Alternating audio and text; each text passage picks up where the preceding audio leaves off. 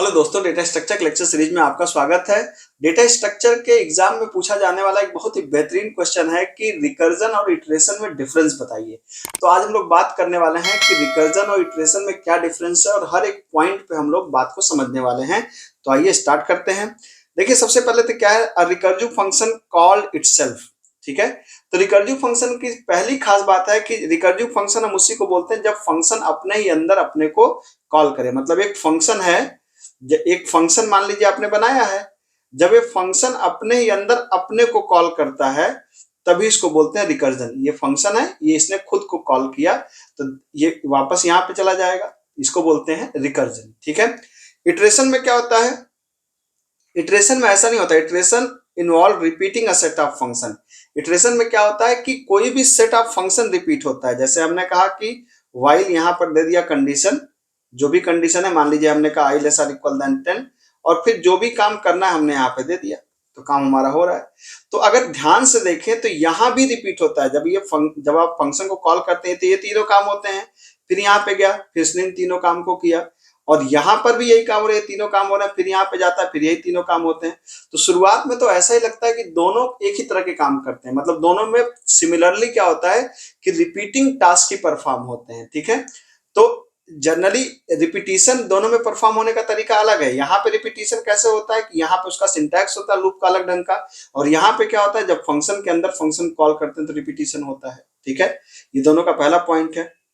दूसरा पॉइंट क्या कहता है, दूसरा पॉइंट ये कहता है कि a termination condition must be defined in recursive function. अगर रिकर्सिव फंक्शन में आप टर्मिनेशन कंडीशन नहीं देंगे, जैसे मान लीजिए कि आप सोचिए कि आपने कहा वाइड एक फंक्शन है सॉल्व, आपने यहाँ पर कुछ काम के बाद सॉल्व को आपने यहाँ पे दोबारा कॉल कर लिया और कोई कंडीशन आपने यहाँ पे नहीं दिया, तब क्या होगा, ये इनफाइनाइट चला जाएगा, क्योंकि ये बार बार क्या करेगा, ये बार बार इसको नीचे भेजेगा और ये फिर इसको ऊपर भेजेगा। तो कोई कंडीशन है नहीं, तो बार बार एक तरीके से ये पूरा का पूरा क्या चला जाएगा, एक इनफाइनाइट टाइम जैसे चलता रहेगा।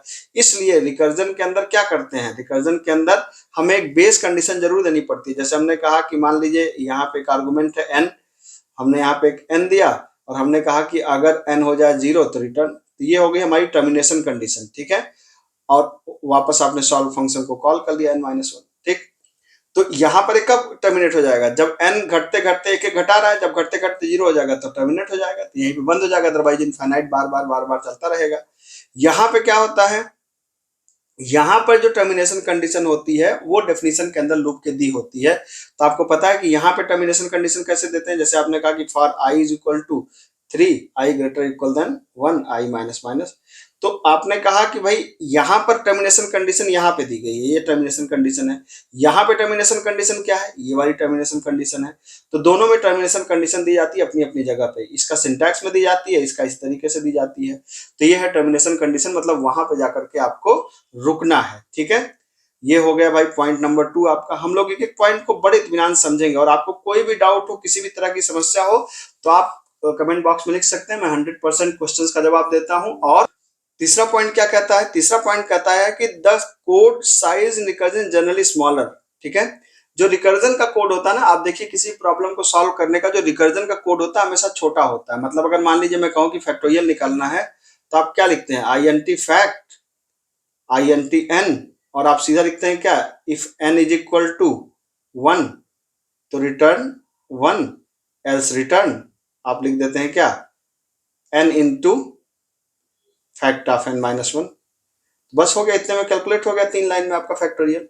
लेकिन जब आप लूप लिखते हैं ना, तो लूप में कंपैरेटिव थोड़ा सा ज्यादा कोड करना पड़ता है, लूप के अंदर थोड़ा सा ज्यादा लाइन लिखनी पड़ती है। ठीक है, तो जब भी आप देखेंगे कि रिकर्जन का कोड थोड़ा छोटा होता है और लूप के द्वारा जब कोई कोड लिखते हैं तो थोड़ा सा कंपैरेटिव बड़ा कोड लिखते हैं। ठीक है, तो ये बात ध्यान रखिएगा, रिकर्जन कोड को छोटा तो कर देता है हमेशा। आप देखिए यहाँ फंक्शन के अंदर फंक्शन कॉल हो रहा है, यहाँ जब करेंगे तो थोड़ा स्टेटमेंट आपको रिपीट करना पड़ेगा बार बार। ठीक, पॉइंट नंबर 3 भी हो गया।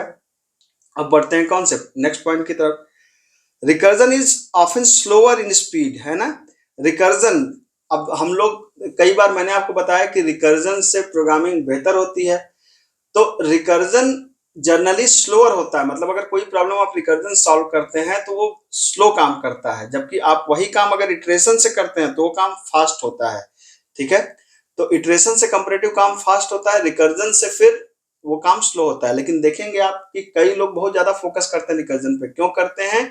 क्योंकि आगे की जो प्रोग्रामिंग है ना ऑप्टिमाइजेशन की, उसके अंदर रिकर्जन इस्तेमाल होता है और रिकर्जन को ही थोड़ा बेहतर ढंग से सॉल्व करके हम और अच्छे से रिजल्ट को लाते हैं। ठीक है, तो इटरेशन क्या करता है? आपको कंपैरेटिव फास्टर कोड बनाता है शुरुआत में, और रिकर्जन आपको थोड़ा स्लोअर कोड बनाता है। इस बात को ध्यान रखिए। ठीक है,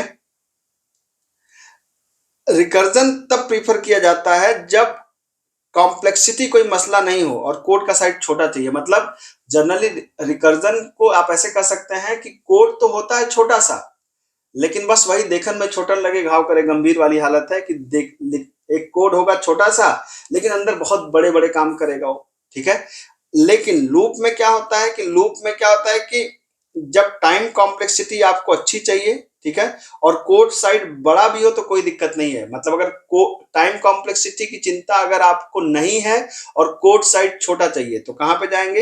रिकर्जन में जाएंगे। अगर टाइम कॉम्प्लेक्सिटी आपको बेहतर चाहिए और कोड साइज बड़े बड़ा हो जाए तो कहां पे जाएंगे? इटरेशन में जाएंगे। ठीक है, फिर रिकर्जन की मैंने बताया कि हायर टाइम कॉम्प्लेक्सिटी होती है, ज्यादा टाइम लेता है एग्जीक्यूट होने में, ज्यादा टाइम लेता है कोई काम करने में, जबकि इटरेशन कम टाइम लेता है किसी भी ऑपरेशन को परफॉर्म करने में। ठीक है, रिकर्जन ज्यादा मेमोरी लेता है और इटरेशन कम मेमोरी लेता है। ठीक है, तो इसका मतलब रिकर्जन ज्यादा मेमोरी लेता है, स्लो काम करता है, इटरेशन कम मेमोरी लेता है, फास्ट काम करता है, और रिकर्जन में कोड छोटा होता है, इटरेशन में कोड बड़ा होता है। ठीक है, तो ये सारे पॉइंट्स हैं जो हम लोग को एग्जाम में लिखना चाहिए। बहुत अच्छे से यहाँ पे देख सकते हैं कि ऑर्गेनाइज है सारी चीजें।